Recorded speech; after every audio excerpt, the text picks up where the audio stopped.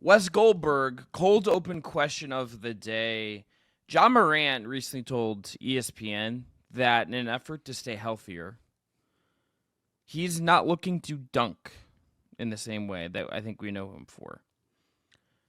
What do you make of that? When he says that, and you see a player like Ja Morant say, "Hey, I'm gonna get in an effort to stay healthy, not get rid of dunking, but not be like change sort of how I play to some degree." How does that calculate in your mind?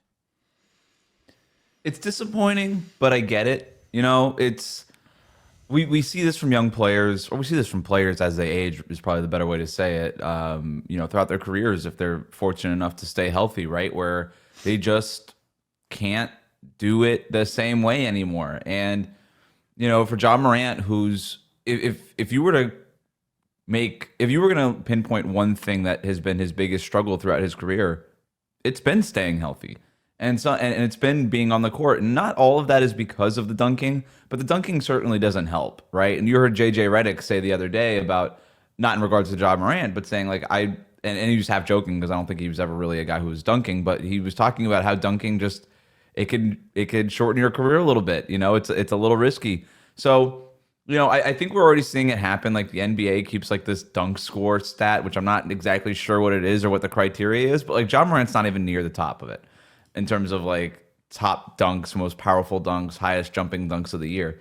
But I think what makes Ja Morant special, and I would argue this, the dunking was not at the top of my list. I don't think the dunking for Ja Morant was second on my list. I think this guy's a dazzling player. But what's more impressive to me with him is the way he finishes around the basket. His elevation, he could still get up there without having to do the ferocious dunking thing.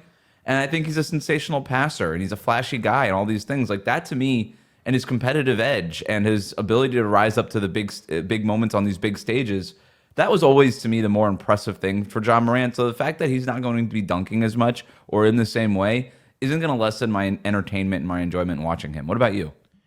I think that's broadly right. I do just have a little bit of fear that you're changing who he is a little bit. Like it's taking a tool off the table to some degree, right?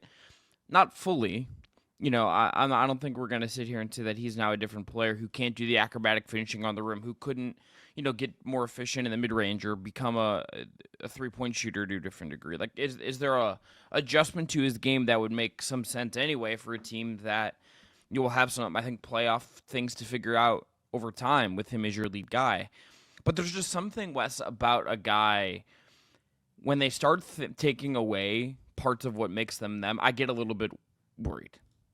I just get a little bit, okay, how does this change what Ja is, his effectiveness? Isn't that part of what he is to a degree that taking it away is going to have some kind of impact on it? Maybe it ends up being fine, but it does just worry me a little bit that you're going to this updated older version of Ja, even if it makes sense, it's very logical. I wonder when you take that off the table, what does that mean for him actually? Yeah, I would argue maybe is it changing or is it evolving, right? I mean, the guy's in the sixth year of his career. He's been in the league for half a decade. He's 25 years old. Like at some point, these players just have to evolve and just dunking all the time.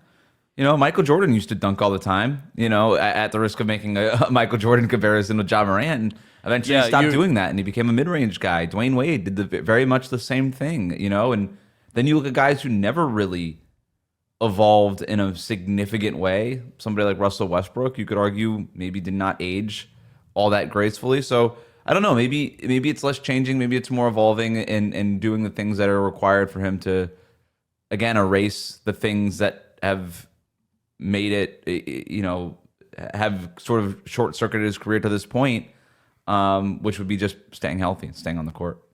If he was a better 3-point shooter, I will say I wouldn't. I think I'd be fine with this. But he's a 30% from three this year. He's never been above 35% from three for his career. That's the next step. If that doesn't come, that's when I get a little bit interesting because it does. Yep. Does the threat of the dunk, like I don't know, does that open up some of the short mid range stuff, like that 4 to 14 foot shot? Does the threat of the dunk create some space? And if teams maybe game plan over time, saying, "Hey, we don't think Ja's going to detonate as much, we can like defend that a little bit differently." I don't know. This is just one of those things that he's also. I'll say this, as you mentioned Wade, you mentioned Jordan. I feel like he's also like his. Not that he's small height-wise. Like, he's listed as 6'3". I think Wade was what's listed at 6'4". Mm-hmm. But he is a little bit more slight than those guys. Yeah, it's a little bit more Derrick Rose, right? Where Yeah. and we saw what happened with Derrick Rose. I also like maybe just sort of put a bow on this, but this is also one of those things where I'll believe it when I see it. You know, like how much of Ja Morant loves that. He loves to just yam it on a dude. So if he's got an open runway to the basket, he's not going to just do that. Like I'll believe it when I see it a little bit with this too. Yeah. That's probably right. It is a good PR thing for him to say, hey, I'm going to try not to hurt myself dunking all the time. There is, like, to be slightly cynical about it, there is something to that, perhaps. But on today's show, we're going to look at the teams, I believe, with the top 12 odds. We're going to bounce through some of them. We're going to pick them live, make each other react to some live, and ask a question. Are they a title contender or not based on where we are about 5-6 weeks into the NBA season? That's coming up today on the Just Basketball Show. Oh, a spectacular move by Michael Jordan. Oh, LeBron James with no regard for human life.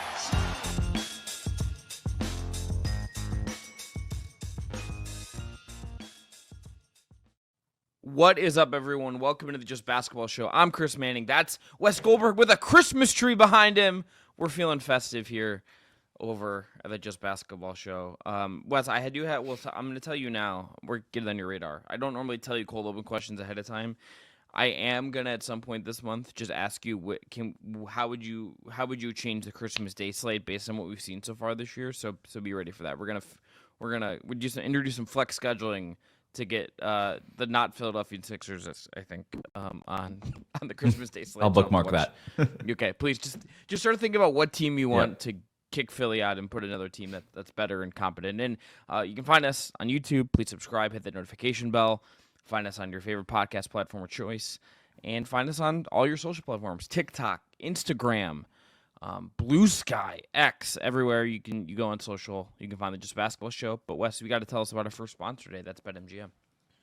Today's episode is brought to you by BetMGM. If you haven't signed up yet, BetMGM, use the bonus code JUSTBASKETBALL. You'll get up to $1,500 in a first bet offer on your first wager with BetMGM. Here's how it works. Download the BetMGM Sportsbook app on iOS or Android. Sign up using the code JUSTBASKETBALL. Deposit at least $10 and place your first wager on any game. You'll receive up to $1,500 back in bonus bets if that bet loses. Just make sure to use the bonus code JUSTBASKETBALL when you sign up. Gambling problem? Call 1-800-GAMBLER. Must be 21 or older to wager. Terms and conditions apply. Also got to tell you about our friends at Homage. Homage is an ultra-comfortable specialty apparel company with NBA and WNBA licenses.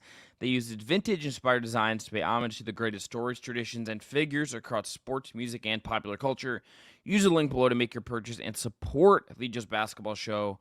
They have a great starter collection, NBA, NFL, MLB. It's getting cold out there, so maybe if your favorite team, they have their starter jacket in stock, it might be a good purchase. A little Christmas present for yourself to stay warm this winter. Wes, Team 1, I'm just going to start here with a team that I adamantly believe. I think I'm just out on them as a title contender at this point. Oh, we're starting negative. Okay. I'm starting Knock 'em out. Hater. At plus 3,000 odds right now, a team that had a really great playoff run last year, it's the Minnesota Timberwolves. I'm out. I don't think this team has it. I think from a financial perspective, the Cat trade made all the sense in the world. I get it. I think trading Cat took any chances. It feels like the Cat trade took away their chance of being a title contender and following up on last year. Anthony Edwards is getting very frustrated in the media about their mentality. The spacing just isn't quite the same. Julius Randle has just felt to me like something of a weird fit on this team because he just doesn't give them exactly what I think they need from that spot to kind of emphasize everything that worked last year. Again, I understand the finances of it. I think that won't be the last trade that we see like that, where a team that is very good trades a very good part of that team for financial reasons. I think we're going to see more of that in this apron era. But you traded that, and you traded Cat. You change your identity, and I don't think this team is a title contender anymore. Identity is the operative word there. They don't play the same. Last year they won games on the back of their defense. Number 1 defensive rating in the league last year by a mile. There's a difference between, I think, having an elite game-winning defense and a pretty good defense that keeps you in games, right? Like one, like I just said, keeps you in games. One wins you games. And last year, Minnesota's defense won them games. It would stifle opponents for 3, 4, 5, 6-minute stretches, entire quarters, just making it nearly impossible for them to score. And it fueled their offense, right? It fueled Anthony Edwards on the fast break. It fueled these open three-point shots. I think one of the greatest sort of indicators for of good teams is stopping scores, right? And I think the Celtics probably lead the league in that category in terms of just get a stop score on the other end. And that's how 6, 9, 12, 15 nothing runs just happen in a couple of minutes. And I thought Minnesota had a lot of those last year too. But that said, that's not the case this year. They're not bad defensively, but they're just not dangerous defensively. They're not Oklahoma City. They're not Orlando. Like, they're not these teams at the top of these defensive ratings who could just kind of go in every night, know that their defense is going to travel with them. And if they score 98 points, they could probably still win that game because their defense is just that good and their offense doesn't need to be that good. But as your defensive rating starts to slip, your offensive rating has to get better. And for Minnesota, none of those things have happened, right? Their defensive rating did slip. Their offensive rating has not gotten better. And now they're just sort of stuck in the mud here. When we talk about losing their identity, there's a couple of stats you can look at too. Like last year, they were 5th in blocks per game. They're 24th this year. Last year, they were 2nd in points in the paint allowed. They're 22nd this year. Like, they're not getting blocks. They're allowing points in the paint. They're vulnerable defensively, particularly on the inside. And that's not all surprising, right? You lose Karl Anthony Towns, who isn't the best defender, but has size and actually started to find his role, kind of found his voice in that role, rather, next to Rudy Gobert. And Julius Randle just isn't that guy defensively. Like, Tom Haberstroh wrote about this week about how he's got like one block all year as a big man. Like, that's insane to me, right? He's got one of the lowest block rates of all time for a big man. He's just not somebody who imposes his will on the defensive end, as physical as he might be on the offensive end. That's just not translating to the other side of the basketball. So I guess maybe the next logical point then is, what do you do with Julius Randle? Because it's not as clunky offensively as I think some people were afraid of. It's still not necessarily smooth. It's not working. Defensively, it's a nightmare. Rudy Gobert and Julius Randle together have a defensive rating of 111.4 according to Cleaning the Glass. That's not horrible, but it's about average. And again, Minnesota cannot afford to be average. They have to be elite. But you put Rudy Gobert and Naz Reid together on the court, that works. They have a defensive rating of 102.9. That would be first in the NBA for the season. Like, it seems pretty clear that they need to be starting Naz Reid in that Julius Randle spot, and that would kind of fix a lot of their issues. The problem with that is that if you bench Julius Randle, now all of a sudden that becomes less valuable as a trade asset. Julius Randle just probably, you start benching him and it doesn't work. I don't know. Maybe like some of that shine comes off of him and he's not as worth it on the trade block. Does he have shine? I think is like it's a great question. I think that might be. I don't think Randall's like a bad player, but he to me is the like it's like him and Brandon Ingram are the captain of the team that you could compile. That's like, here are the 5 to 10 guys in the league that are good basketball players from a pure skill standpoint, but they don't fit the NBA perfectly anymore. They don't fit what good teams are doing right now. They're tough to fit, hard, right? They're really hard to fit. So I tried to find some trades, right? Because I think this has to happen now. This can't happen in February. I have 2 stats I want to hit you with, just please, to emphasize what you're saying. Number 1, Randall. He's at 6.2 threes a game this year. Towns was at 10.1 last year. He's at over 11 a game with the Knicks. You're taking away that like a 6 to 9 points somewhere in there, depending on like how what's hitting, what's not in a given night. And DiVincenzo, who's the guy you got back, who everybody said, no, he's actually going to be the one that makes up for the 3-point shooting disparity, is not making his threes. So that's not helping either. No. Secondly, the last year, their defense, I just want to hit on this, how good it was last year and what it meant for that team. Last year, defensive rating. Last year, defensive rating, just out of this lead, had a 16th ranked offense. It didn't matter that the offense was like about average. They had the best defense in the league. The offense is good enough. This year, 9th ranked defense, which is still top 10. It's still 2 points better than the league average according to Cleaning the Glass. But when your margin is less than 2 points per possession, you shrunk. Your point about the defense is exactly it. they didn't Cap provided enough on offense, but the defensive identity fueled everything, and you created a bigger margin for yourself. Their margin this year has gone down to this, and you can't contend. You can't teams that win titles don't have margins like that. They just don't. Yep. That was my big. We were talking about Minnesota going into the season, and my biggest thing was how much can this team afford to slip defensively and still be where they were at?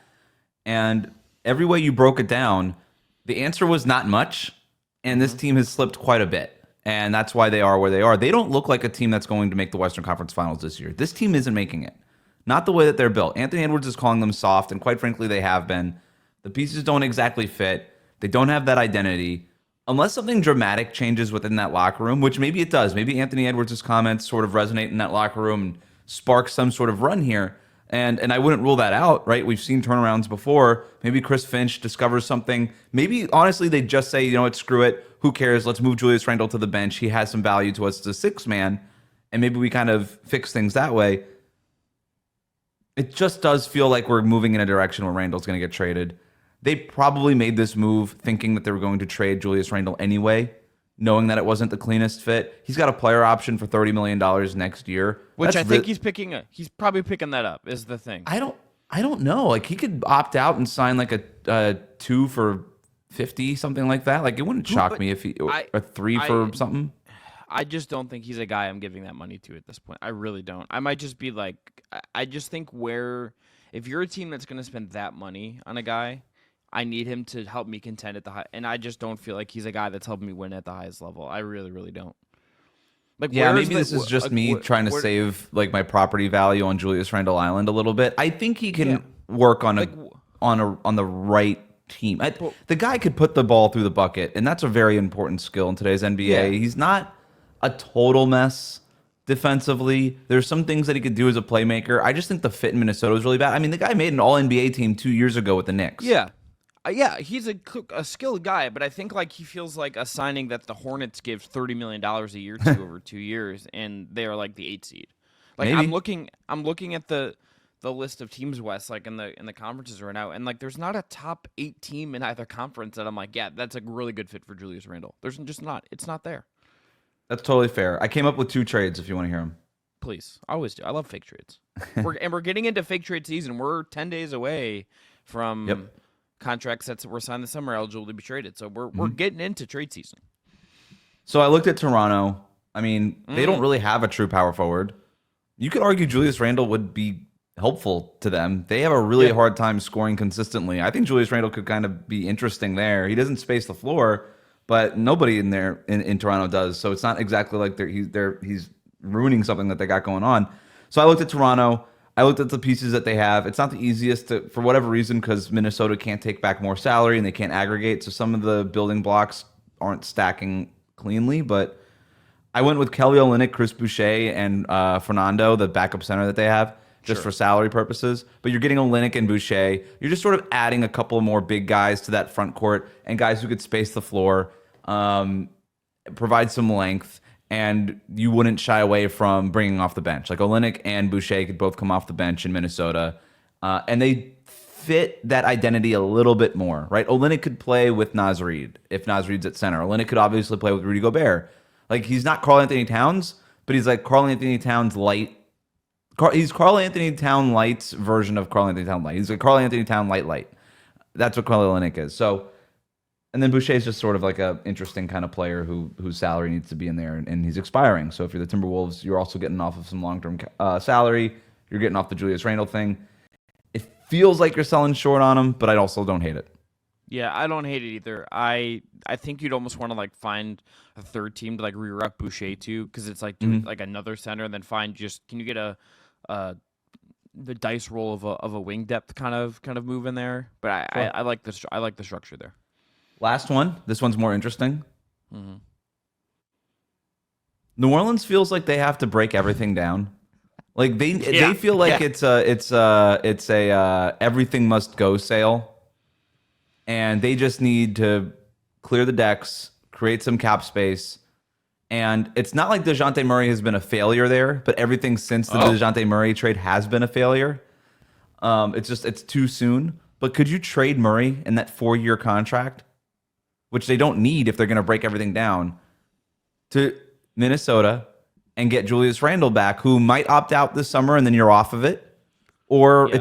it's half the length of the DeJounte Murray deal and you just sort of eat it for another year, knowing that you've got cap space coming up, twice as fast as you would with DeJounte Murray. And then DeJounte Murray, like the other thing going on in Minnesota that we have not mentioned is like Mike Conley. It's over, right? Like the guy, we're officially hashtag washed. I hate to say it. Everybody loves Mike Conley, but we're done here. Yeah. So you get a new point guard, DeJounte Murray. He plays both sides of the ball. You could bring him in. I don't know. I don't love the fit with Murray in Minnesota, but it's better than what they have. It's a little bit of a desperation heave. What do you think?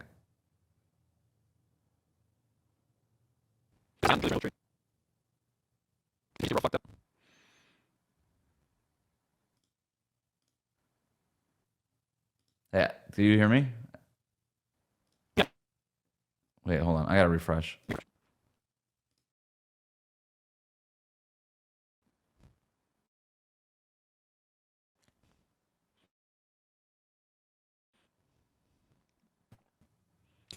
Hey.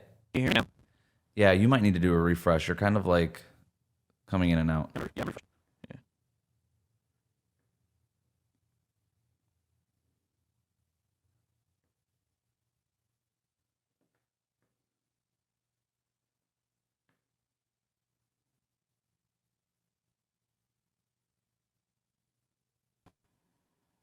Is that better? Yeah, a lot better. All right, that's weird. All right, I'll respond to you because I was throwing something back to you. So we'll go, Dylan. We're gonna come back in 3, 2, 1. I mean, I like this. I think Mike Conley being cooked is absolutely a underrated concern with the Wolves. Could we also just find can we find like a Zion Julius Randle trade? No, I don't think that helps either team. Look, I mean, for the Wolves, it's like a lottery ticket, and you're just doing something wild, No. I guess. But Don't ruin the Wolves. Don't ruin the Wolves. Okay. I had to throw it out there. Yeah, I don't hate that. I think the Wolves were in on Murray before. I remember that wasn't that not a thing a couple years ago before he ended up in Atlanta? So yeah, I would. Those are both teams that need to trade. Yeah, the Wolves need to just, even if it doesn't get them anything this year, Wes, I do think you're right in identifying like the need to do a Randall trade and to do something now. Like I don't think they can wait. I don't think any team in their spot feels like they can wait anymore, but I think they just feel like absolutely a team that can no longer really wait. All right, let's go to our next team. Who you got? Let's just take care of them. The Boston Celtics. If we're doing contenders versus pretenders, they're obviously a contender. And I just found this stat kind of interesting because they've been actually dealing with quite a bit of injuries. Like it's sort of a rotating group of who's in and who's out every single night for Boston. They have a winning record no matter who is missing in their lineup. Here's what I mean by that. Jaylen Brown, he's missed 5 games. They're 3-2 without Jaylen Brown. Doesn't matter. Drew Holiday, he's missed a couple games. 2-0 without Drew Holiday. Al Horford's missed a few games. They're 4-0 without Al Horford. Does not matter. Kristaps Porzingis only played 3 games all season for Boston. They're 15-3 without Kristaps Porzingis. Derek White missed a game, and Jason Tatum hasn't missed any time, so I didn't even bother bringing up their records. But Tatum and White have been very healthy. These guys are sort of in and out, and it just hasn't mattered. The Boston Celtics keep rolling. There's just something about an infrastructure in this NBA, and they just have this great infrastructure. As long as they have like 3 of their guys out there, then they could just surround them with a Peyton Pritchard here or a Sam Hauser there, or whatever random big man they find or whatever they got. Like it doesn't matter.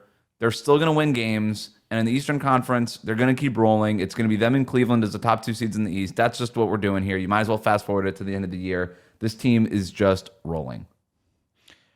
I'm trying to double check myself for Noah, but I have a Celtics stat that a friend of mine pointed out the other day that was just that it was true when I'm checking that it's still true, but it was true the other day, and I've been saving it because I knew it was going to infuriate you specifically. No, great. Peyton Pritchard, the last time I looked, I'm trying to find the raw totals right now, had scored more points in the NBA this season than both Bam Adebayo and Jimmy Butler. Yep, that sounds about right. Yeah. That does piss me off. Congrats. Yeah, I knew it was going to. I was like, what's going on here? Yeah, okay, here we go. Jimmy Butler has 264 points this year. You worry just while I'm looking at this. Heat. Can you give me? I know you talk about Heat every day and Locked In Heat. People should go listen to you there as well. Can you just give me like 10 seconds on what's up with Miami this year? Should I care about the Heat? I mean, you can care about whatever you want to care about in terms of what's That's going not on. helpful, They Wes. don't. That's not helpful. They don't do anything at an elite level. There's nothing special about this team. They're not a great defensive team. They're not a great offensive team. They don't even they're not one of these teams that are just like, you know what, we're just going to dominate the glass. We're going to be number one in offensive rebounding. Like they don't do anything at the highest level of the NBA. They are just mid in everything. And yes, maybe if you were to point something, like the one thing that they are elite at is coaching and infrastructure, but like trying really hard never won any team a championship, right? You need the talent to back that up. And the Heat could try as hard as they want, but they just don't have the talent to back it up anymore. That's what's going on with Miami. Yeah, Peyton Pritchard 345 points this year. Bam Adebayo 297, and Jimmy Butler 264. All right, let's go to the next team.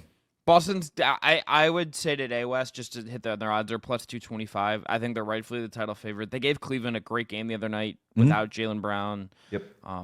Porzingis defending Evan Mobley was incredibly impressive to see. That's a big thing to watch in that matchup.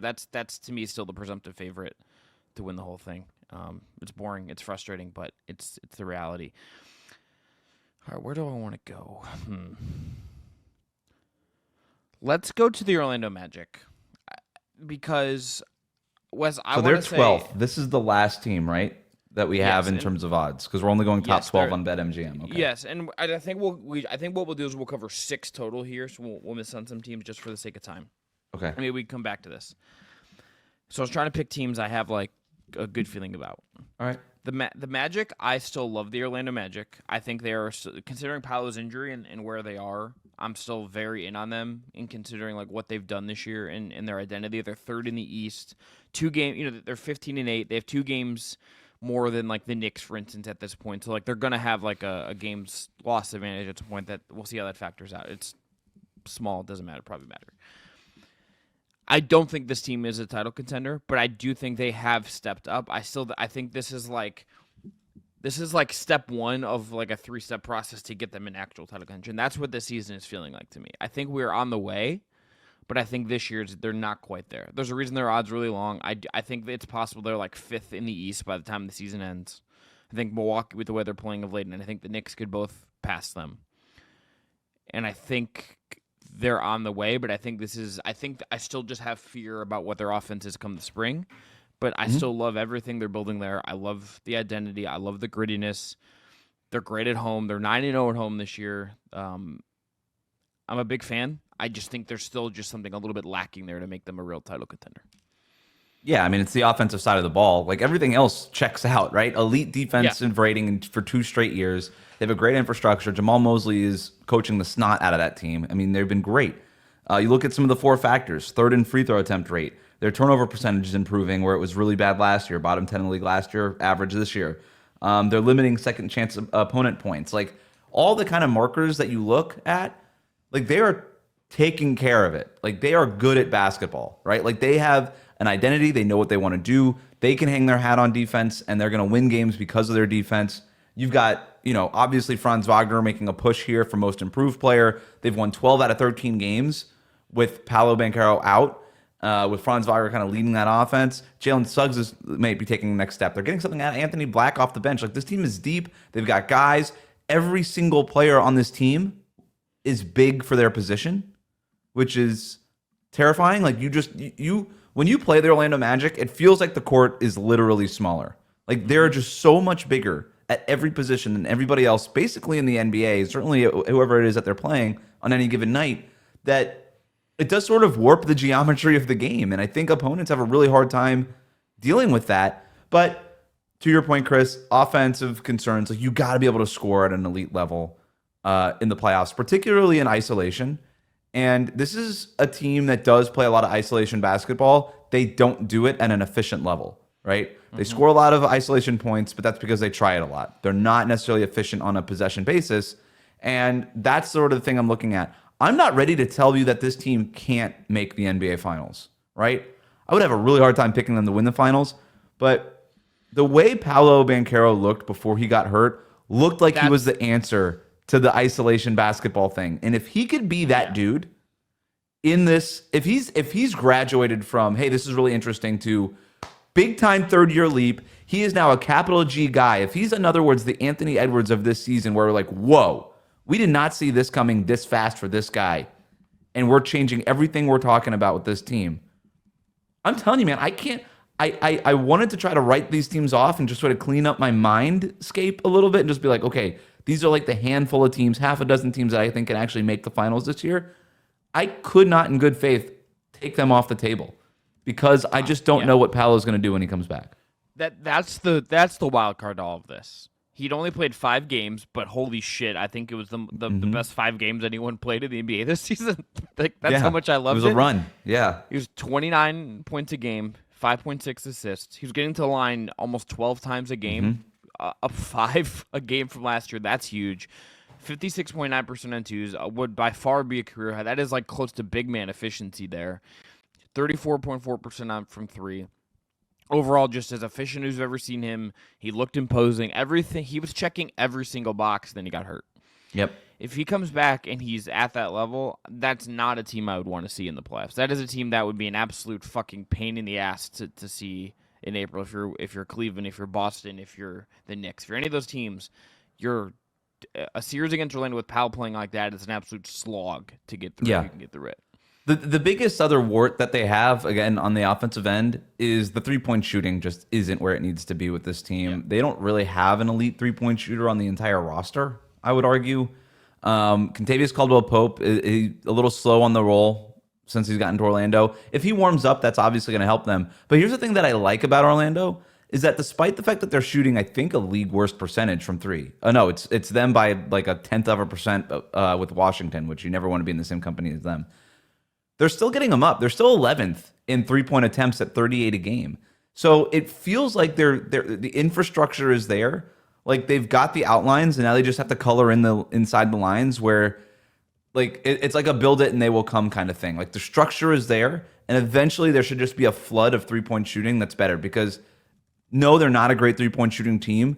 Yes, they're probably better than what they've been this year, right? So they're not going to be elite. But even if you can get the league average from three-point shooting, that's going to boost that offensive efficiency even more. And again, Paolo Banchero, not necessarily going to help your three-point shooting necessarily, but he's going to help open up those shots and make those shots for his teammates maybe just a little bit more open, right? Where those contested looks are just a little bit more open. You got another half second to get it off because of the attention that Paolo draws. So I don't know. We'll see.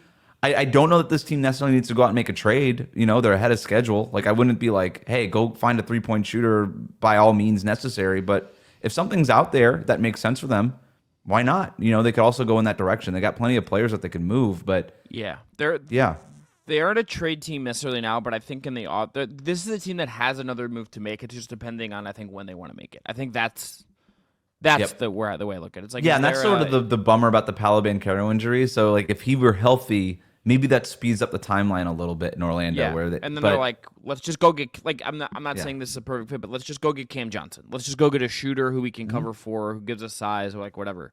Like you could just go pick a guy you want and say Paolo gives us. I don't like that fit. I kind of do too. Whether those trades are necessarily smart all the time is, I think you could have a conversation about.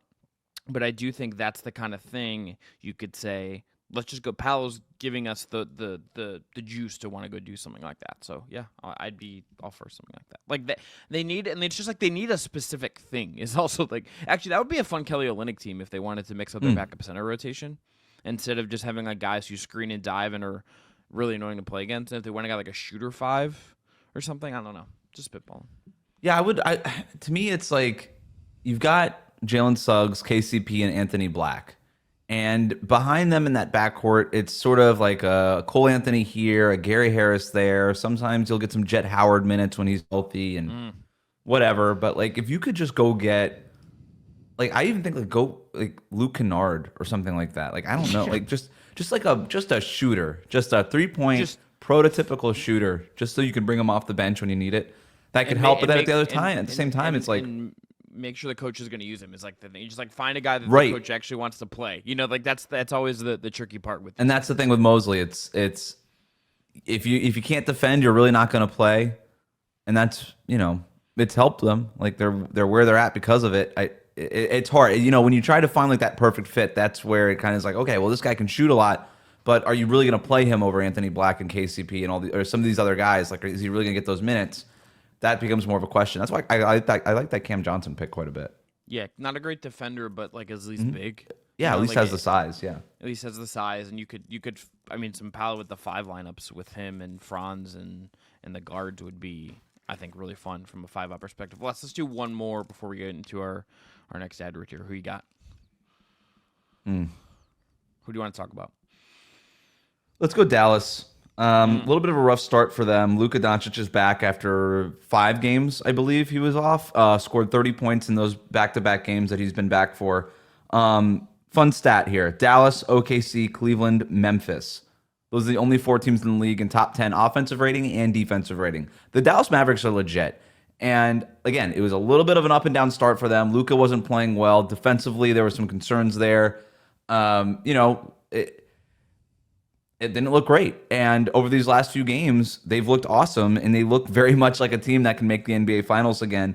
And a big part of sort of their surge here has been PJ Washington and Derek Lively. Those guys have been awesome for Dallas. And to me, PJ Washington is kind of like the new Jay Crowder. He can just give you like a week, 2 weeks where it's like, is this guy the best 3-point shooter in the league? Because he does not miss. And then there'll be he'll follow that up with 2 weeks where he can't shoot anything around the corner. But what he was able to give them defensively over these last couple of weeks, and in particular in their game against Memphis on Tuesday night, like Ja Morant was cooking them. He had 9 points in the fourth quarter. It looked like he was in for a fourth quarter takeover. And then Jason Kidd said, you know what, Spencer Dinwiddie, you know what, Luka Doncic, you guys are off of Ja Morant. I'm putting PJ Washington on him. Ja Morant scored once, a heave at the very end of the game that didn't matter for the rest of the game. He was out. And he wasn't even touching the ball. You go back and watch, it was all like Desmond Bane, Jaren Jackson Jr. That was basically the offense. PJ Washington just neutralized Ja Morant. It was pretty astonishing. And now certainly Memphis deserves some blame for that, but so much credit in the world goes to Dallas. And PJ Washington is kind of his Jason Kidd Swiss Army knife. He'll guard Ja Morant. A couple weeks back, he guarded Shai Gilgeous-Alexander down the stretch. In matchups against Utah, he was guarding Larry Markkinen. Against the Knicks, he was guarding Karl-Anthony Towns. I mean, this guy is literally a 5-position defender. And this was the PJ Washington we were promised in Charlotte when he was coming out of the draft, playing in Charlotte. He was never in a winning situation there. He's in a winning situation now. Jason Kidd is figuring out how to use him. He's been great. And then for Derek Lively, he is taking a huge leap already in his second year. It's defensively, he's just locking guys down. When he's on the court, I had the stat written down. When Derek Lively's on the court, they basically have what would be the number 1 rated defense in the league, ahead of even Oklahoma City. When you've acquired Klay Thompson and Spencer Dinwiddie as sort of these big guys that you got in the offseason, and you've done what Jason Kidd has done, which is essentially kind of commit to 3 guard lineups with Luka, Kyrie, and Klay Thompson, or the way they closed down the stretch in Memphis with Luka, Kyrie, and Spencer Dinwiddie. Those other 2 guys on the court better be elite defenders, because they are basically forming the backbone of your entire defense. And PJ Washington and Derek Lively have been nothing short of elite. Like, they've been awesome on that end. They are as much a reason for Dallas's recent success as Luka just kind of finding his shot. Yeah, and I think those guys are huge considering, like, I think what they've got from Klay feels about right, but there's limits on Klay. Like, when they played Memphis the other night, Klay really struggled when he had to defend Ja, and they had to pull him. I know he just came back from injury. He has this left foot issue.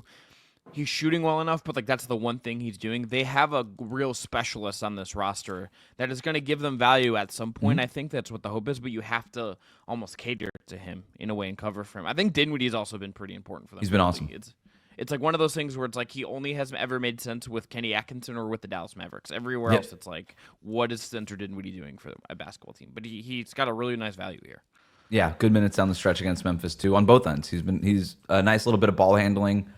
The way that Luka Doncic, and I don't know if he gets enough credit for this. I don't know if we even need to talk about credit or blame here, but the way he's really embraced not playing the way he was playing like 3 years ago, with this sort of heliocentric type of offense, and he's like, all right, no, Kyrie Irving, come on in. Like, I'm going to share the ball with this guy. Also, we want to push the pace. That's fine. I was kind of playing like LeBron James, James Harden, very slow, plodding, like methodical, whatever. kind of moving the chess pieces. Nope, we're going to play fast, and he's pushing the pace a lot. He's done that. Then, okay, let's add another ball handler in Spencer Dinwiddie, and I will give him opportunities to kind of run some of this offense too. Like, he's been really open to all that stuff. Yeah, he's been great. I think I don't know if I feel like his MVP candidacy is in a great spot as of right now, but that could absolutely change. Yep.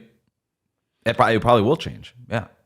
Yeah, you would think it would. All right, Wes, let's take a break here. Talk about eBay real quick. eBay has been a fantastic partner for our podcast network this year, partnering with Just Baseball on 3 incredible events from spring training to the All-Star Game to Wild Card Weekend. And we want to shout out their Game Time Gets collection, along with career benchmarks, league-wide records, and single-game achievements that will trigger them to drop. You can find that at ebay.com/Game Time Gets. With bidding for each card starting at 24 cents as a homage to the game's 24-second shot clock. You can check them out over at ebay.com/Game Time Gets. Your favorite players are there. Your favorite NBA, WNBA players are there. Check them out right now. Wes, let's get to next team. Second to last one we're going to talk about here. And I want to hit on the Denver Nuggets, who I'm very excited to see in person on Thursday in Cleveland. It's going to be fun. The day people are listening to this or watching this, I'm excited to get to see them in person. It's always fun to see Jokic. But, like, such a weird... I want to talk about the energy around this team more than anything else. Because I found, like, the Jamal Murray thing from about a week ago with the LA comment to just reveal something to me just, like, a little bit weird. Like, when you have that getting out there, and I know Murray can be a very headstrong guy, and Murray can be, I think pretty outspoken, and I think understandably so, where no Jokic isn't that. That just revealed that, like, this team feels like maybe it's not moving all in the same direction. They had a nice win in the night against the Warriors. Steve Kerr was incredibly ballistic about a missed call. I think he should have been. It was a very close game. I still quite like this team. You get Aaron Gordon back, all these things. Like, certain things are trending in the right direction, but things still just feel with the LA situation, with the performance they had at home coming out of LA and how they reacted to that and talked about it. It just something just still feels like a little bit off to me with Denver. Mm-hmm. And they deserve the benefit of a doubt because of Jokic, because they have a title in their pocket, that this will even itself out. But I still just feel like the issues we kind of forecasted being here, with the roster being a little bit out of sorts, and just with, like, the energy coming off this team this year, I just still feel like something isn't quite working with Denver as of yet. But that concerns me. Yeah, it feels off because they haven't won consecutive games in a month. Yeah, like it's win one, lose one, win one, lose one. Like, literally, their last time they had back-to-back wins was November 8th and November 10th against Miami and Dallas at home. They have a hard time kind of stringing together consistent performances, and Michael Malone has talked about this. Like he said, we got to be more consistent on both ends of the court and really start to kind of go on a run here. Yes, they deserve the benefit of the doubt. I don't think they deserve to be made favorites, and I know that's not what you're saying. But I've got, to me, kind of going between, like, contender, pretender, I've got a big question mark next to the Nuggets because I still can't really figure them out. It's so weird. Michael Porter Jr. has been their second best offensive player this year. Aaron Gordon finally returned to the lineup. That was a big part of some of these inconsistencies over the last few weeks as he's been out for a big part of that. Jamal Murray just still has not found his shot. And I want to believe in Jamal Murray so bad. And I still do. But he's really testing my belief right now because at some point you got to see it. And I haven't seen it. It hasn't been a calendar year, but, we're kind of getting close to that point where it's like, is this guy going to ever kind of be the guy we thought he was, or not thought, that he was? Like, the whole idea of him sort of blossoming into this all-NBA guy, the way that I think Denver Nuggets fans had hoped even a couple of years ago, those dreams now seem dashed. Like, that doesn't really seem like it's going to be in the cards for Jamal Murray, where he's going to elevate himself to the level of where before it was like a Steph Curry type of level. Now it's like this next generation of guards, whether it's Trae Young or Anthony Edwards or whatever, Tyrese Halliburton. Like, it feels like Jamal Murray is going to always be a notch below whatever that is. But can he just get back to what he was? Would be a great start because they were able to win a championship with what he was. But look, I do think that they are starting to figure out their bench a little bit. They've kind of hit something with Peyton Watson essentially being their backup center. They've found some good stuff there. They can kind of spread the floor, 5 out, switch everything. Like, there's some interesting minutes there. And I do think that we're already at the point now where I know the 3 guys that Michael Malone is going to trust down the stretch. And it's going to be Peyton Watson, Julian Strouder, who's been good offensively but not so great defensively, and then Russell Westbrook, who's been fine. He's been fine for them. He's not been a total nightmare. The Russ thing to start the year was absolutely chaotic, and I Yep. think we talked about on the show that it might not last. It has evened out. It has been fine. He has settled in. Like He's fine. Yeah, like it is fine. I still think that is a team that has to maybe find a creative trade at some point. And look, Jokic makes this team, to me, more of a contender than a pretender on his own. Like that is just the reality of how good he is, the reality of what they've accomplished with him. There is just like stuff to figure out. The Murray thing is the biggest thing, and that is almost arguably something less they can't control. That is the thing that probably gives me the most pause. Every other team we've talked about and maybe picked at, like the Wolves have control over what that roster is going to be like and can make some moves to sort some things out. The Celtics just like their whole principle of that organization this year and what they've been in this new era or their best era is about control. That's the whole design of the thing is control and beating the math. They're there. The Magic can control can keep their identity the same, and when they get Palo back, they'll be great. Dallas, I think, is controlling their variables, I think, pretty well. The Nuggets have a massive variable in Jamal Murray that probably isn't under their control, and it's also not something you can just like try to reset on at this point. Like you can't just change that. Like Murray is a guy that you have to find a way to get it even. Mm-hmm. I do also wonder, like it's not something they would ever maybe talk, this, Wes, as well as I do, if not better, like being around teams a bunch. The inconsistency thing where they just can't pick up consecutive wins is one of those things that I always wonder why teams think that happens. And I would wonder if like you got Trusterman, like it's what they would say, like what is it about this version of this team where there's just like a lack of consistency in their group? Yeah, I think right now in Denver, they would probably, if you could get them to admit it, point to the injuries. Yeah. And now that they're, again, finally getting healthy, they finally had their starting five together the other night against Golden State. Like that was a big win for them. So we'll see what happens. Their schedule here with Cleveland notwithstanding starts to get a little bit easier. After this game in Cleveland, they play Washington, Atlanta, who's fine, the Clippers, who are good, but they get them at home. And then it's like the Sacramento, Portland, New Orleans kind of mixed. So most of those games are a little bit soft. So they might go on a little bit of a run here. And start to kind of right the ship.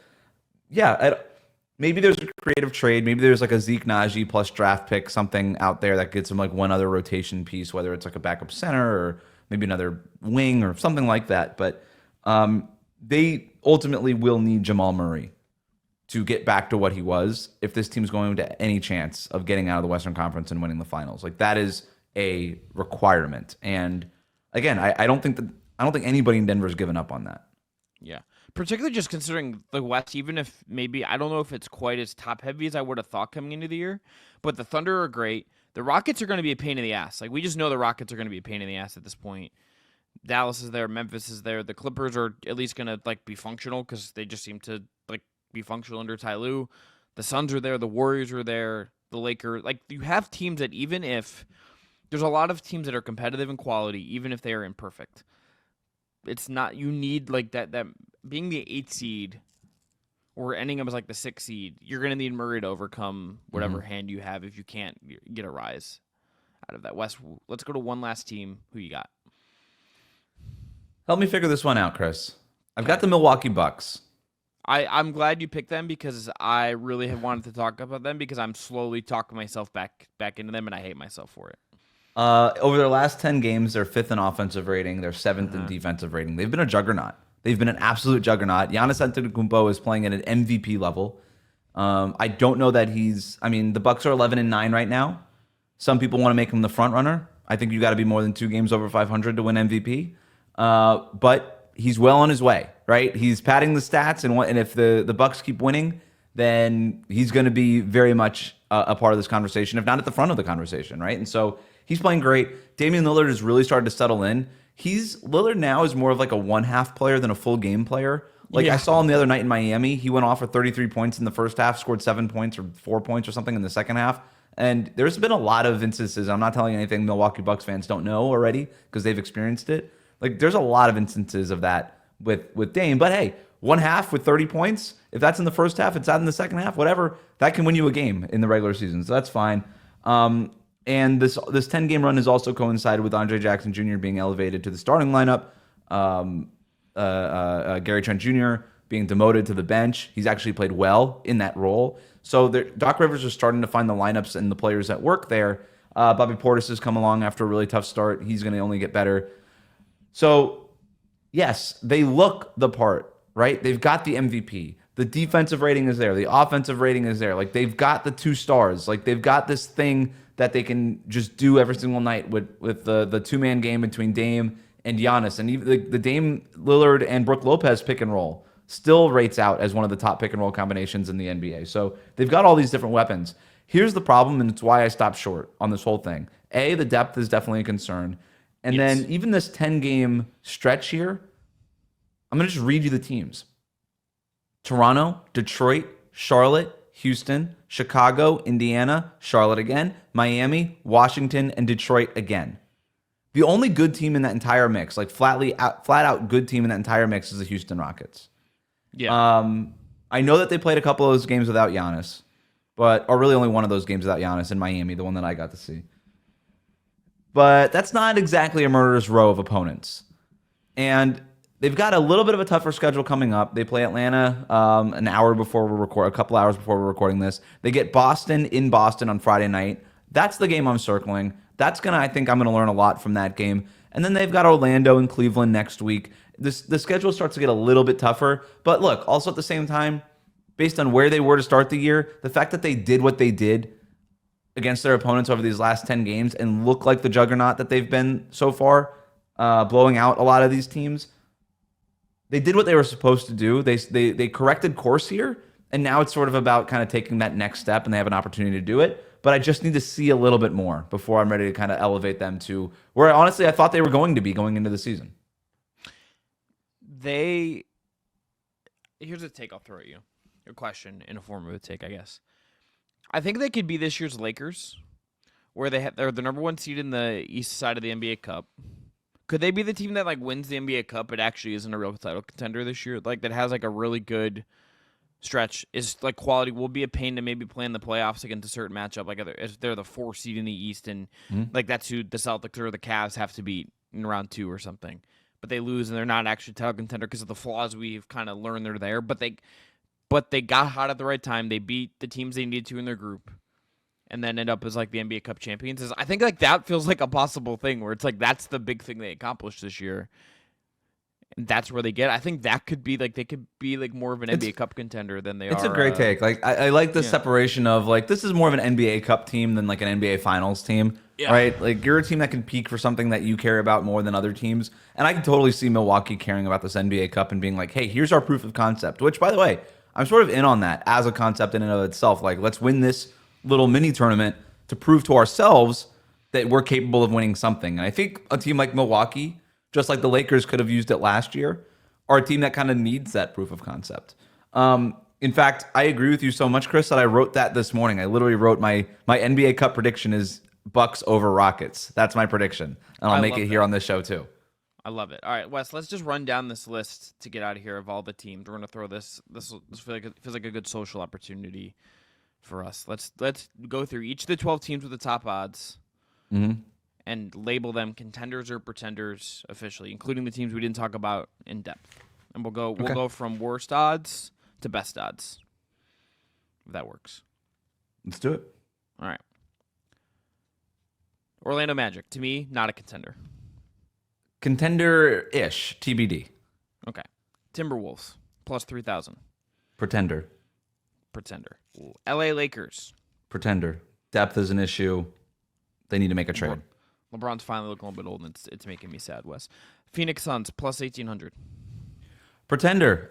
They can't survive without Kevin Durant. They're 10-2 with him. They're 1-6 without him. He's going to be out for another week or two here. But moreover, that just says, hey, if this guy goes down for a couple of games in the playoffs, that could be it for them. So I don't believe in their viability. I got them as pretender.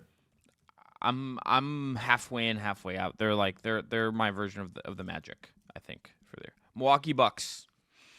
Big old question mark. Can I go with a TBD on this right now? I've got them almost pretender. Almost contender, rather. I agree. TBD. Let's throw a TBD on that. The Golden State Warriors at plus 1,600. Pretender. They've lost 5 straight. Depth is not a strength that they thought they had. Their offense is absolutely in the toilet. They do not have a number 2 scorer, and I don't think they're going to have one unless they make some sort of trade. Yeah, unless they're the big trade team this season, I agree with you. The New York Knicks at plus 1,100. I don't know. What do you have them as? I think they're on the fringe. I don't think their odds should be better than the Cavs or the Nuggets. I don't agree with that. But I think there's a chance. I think I'd have them above the Bucks would be what I would say. I'm gonna go ahead and just make them the contender. The Jalen Brunson, Karl-Anthony Towns 2-man game still rates out as the most efficient 2-man game in the NBA. They're trending upwards defensively, but I still need to see more there. Mikal Bridges is starting to figure out, and Mitchell Robinson, if and when he ever does return, I think can actually provide a lot that this team needs in terms of some defensive backbone in the paint and kind of get that defensive rating to jump up a little bit. So I'm gonna cautiously make them a contender here, even though I've never been as high on the Knicks as some other people are. Yes. All right. Cleveland Cavaliers plus 1,400. Contender. I agree. I think a big thing to watch with them is what happens at the 3. They are in a weird spot there with Dean Wade just came back. Strus has not played a game yet this year. I think Okoro has been really good for them this year, but is he your optimal starting 3? I think how they sort that out and answer that question will be interesting. Possibly also a trade team, I think, with some Niang salary or something like that around the edges to maybe improve and go after something specific. Let's then go to the Dallas Mavericks at plus 1,000. Contender. I agree. I feel much better about them right now than I did coming into the year, if I'm being honest, which I didn't really have coming. I was a little concerned about the Clay thing and everything. I think there is working in a really nice way. The Oklahoma, I think, unless I can just answer for both of us here in these last two. Yep. The Oklahoma City Thunder at plus 450 and the Boston Celtics at plus 225. Those are the bluest blood of all the contenders that we have. Both of them are contenders. Absolutely right. All right, that's our contenders list. Anyone that isn't in these odds lists that you just want to shout out as you're being interested in right now, even if they're not. Yeah, we could do this for another. We could do this for a whole segment. Give me a tease. The Memphis Grizzlies need to be on this list. They are a contender. Yeah. They are an absolute contender. I'm in on them, and I don't think they're actually a contender, but I just want to say I quite enjoy every time I watch the Houston Rockets. I'm really enjoying what that team is. They're good. That is a good basketball team. They're going to make the NBA Cup final. Yep. You heard it here first. Houston Rockets NBA Cup final in Las Vegas. Dylan Brooks versus Giannis Antetokounmpo. Who could want anything more? All right, that's it for the Just Basketball Show. Back with more here soon. Have a great rest of your week. Stay warm if you're in the cold part of the country like me. If you're like Wes, you just have a Christmas tree to. It's 62 degrees in Miami. You got to stay warm here. That's not cold. That's not cold, dude. Wes, I walked outside this morning and it was like 20 degrees and windy. I don't know what that's like. You're kind of missing out on something, but I digress. All right, talk to you all soon. Have a great rest of the week. Enjoy the hoops.